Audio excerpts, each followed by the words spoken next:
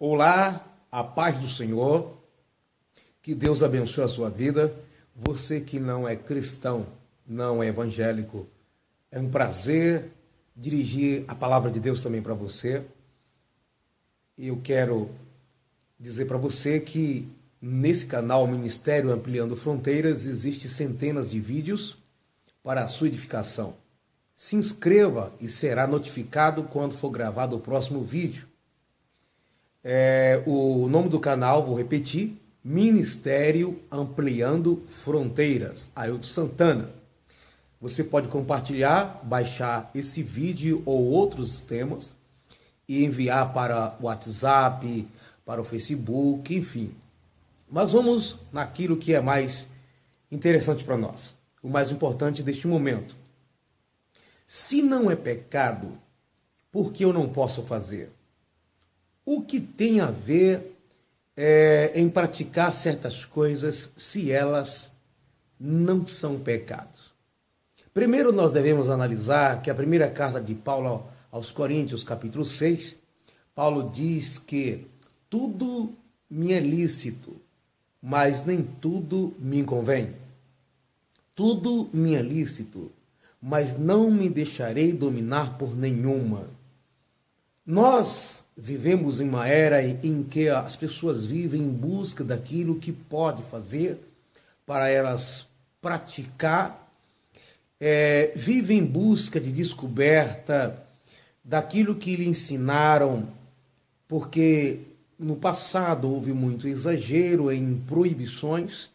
Hoje nós percebemos que há outro exagero. O exagero agora é proibido proibir. Isto é, em outras palavras, estamos ensinando a permissividade.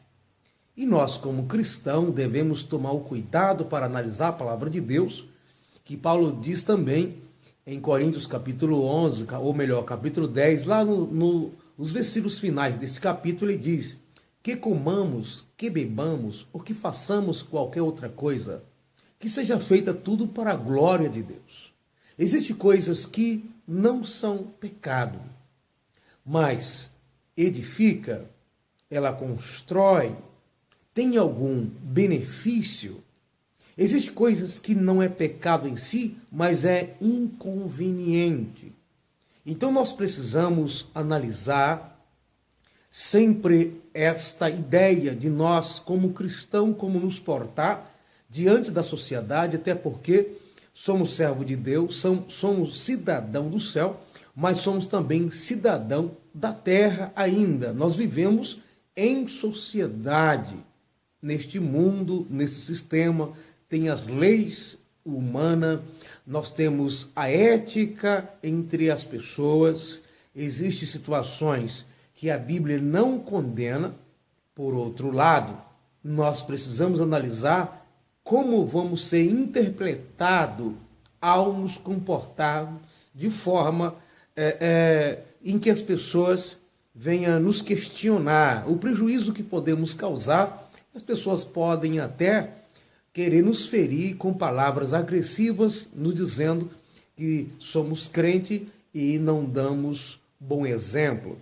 Hebreus capítulo 12, o versículo 1, o servo de Deus, o escritor, diz, ele está falando sobre o capítulo 11 e entra no capítulo 12 dizendo: portanto, nós também, pois, que estamos rodeados por tão grande nuvem de testemunhas, que são os heróis da fé, que está no Antigo Testamento, deixemos todo o pecado e o embaraço que tão de perto nos rodeia.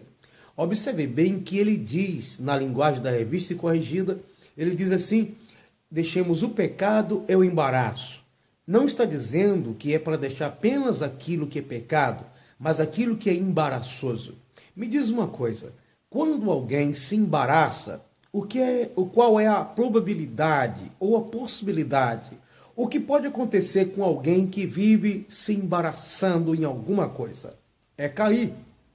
Então nós observamos que o apóstolo Paulo tinha muito cuidado a respeito disso, e doutrinariamente o apóstolo Paulo fala: se eu comer carne e beber vinho, que era uma coisa muito comum na cultura israelita, na cultura antiga. E então Paulo diz: se o teu comer carne e beber vinho escandalizar o teu irmão, nunca mais coma carne ou beba vinho. Ele não estava proibindo, restringindo no sentido doutrinário, dizendo que era pecado, mas está dizendo: não é conveniente você beber vinho ou comer carne em que as pessoas venham te interpretar mal ou se escandalizar ou enfraquecer a sua consciência. Então, que isso vai refletir aonde a Bíblia diz em Romanos 15, que não é para nós procurar fazer o que é propriamente nosso, mas agradar também ao outro, assim como Cristo também o fez, a fim de ganhar as pessoas. Paulo disse que ele fez de tudo para com todos, isto é, com o propósito de ganhar as pessoas, e não afastar de Cristo por coisas tão banais. Paulo sabia que a circuncisão não era nada, como ele mesmo disse, para a salvação. Entretanto, quando ele convida Timóteo para pregar na sinagoga ao sábado, ele pede para Timóteo ser circuncidado.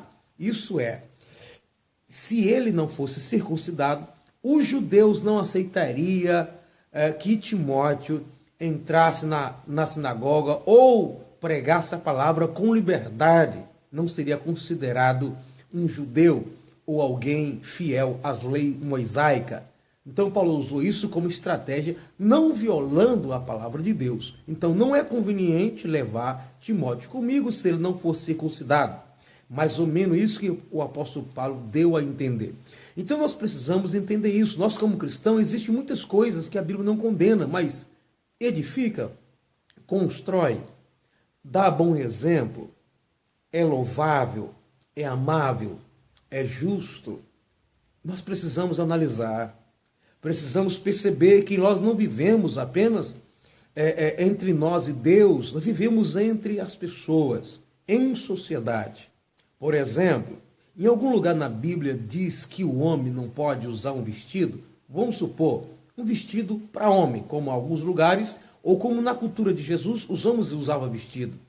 Vamos supor que tem um vestido de homem, não é roupa de mulher. Dando um exemplo apenas. O homem encontra um vestido ou compra um vestido para homem. Aí chega numa igreja evangélica. É conveniente isso? Não é. Mas é pecado? Não. Mas ele sendo inconveniente, o que vai causar?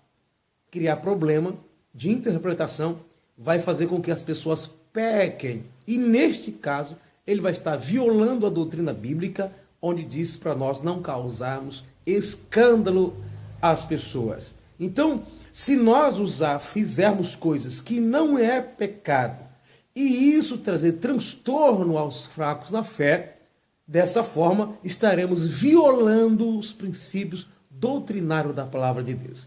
É preciso andarmos com sabedoria. É preciso amar o próximo como a nós mesmos. Jesus não deveria pagar tributo do templo, mas ele disse para Pedro: Pedro, para não escandalizar, vai lá, pega um peixe e tira uma moeda que está na boca do peixe e paga tributo por mim e por você. Isso para não escandalizar. Jesus viu que era conveniente ele pagar como um judeu, como qualquer pessoa, porque eles não entendiam que Cristo era o Filho de Deus enviado e que ele era o Verbo de Deus, o Criador. Em outras palavras, ele era Deus.